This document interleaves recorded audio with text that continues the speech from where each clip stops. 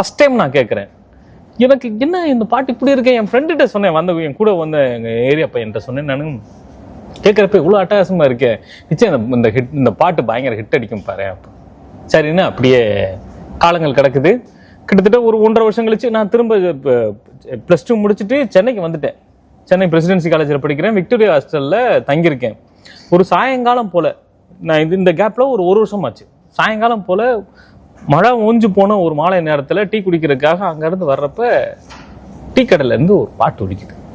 பாட்டு எனக்கு கேட்குறப்ப அப்படி பாருங்களேன், ஒரு லைட்டாக மெலிசா அடிக்கக்கூடிய காற்று, மழை ஓஞ்சு போன ஒரு மாலை நேரம், டீ கடை, இது எல்லாம் சேர்ந்து ப்ளஸ் இளையராஜா வந்துட்டார்.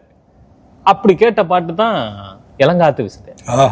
நான் ஃபர்ஸ்ட் டைம் கேட்டதுக்கும் ஃபர்ஸ்ட் டைம் கேட்டு 1 வருஷம் கழிச்சு இந்த பாட்டை நான் கேட்குறேன். நான் செலுத்து போயிட்டேன். நான் ஃபர்ஸ்ட் டைம் கேட்டப்ப என்ன உணர்வு இருந்துச்சோ அப்போ அதே உணர்வு செகண்ட் டைம் கேட்குறப்ப எனக்கு இருந்துச்சு. அப்போதான் யாரு எழுதுனதுன்னு தேடி பார்க்குறப்ப தான் பழனி பாரதின்னு வருது.